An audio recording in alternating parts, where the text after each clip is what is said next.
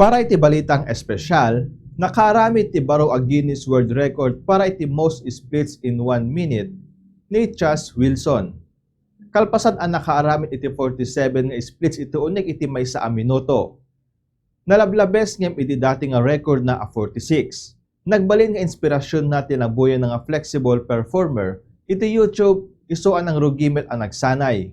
Babaen ti tulong ti acrobatic dance training ken 8 ang bulan nga ensayo, nagbaligi iti official attempt na iti October 2025 iti paggadalanda.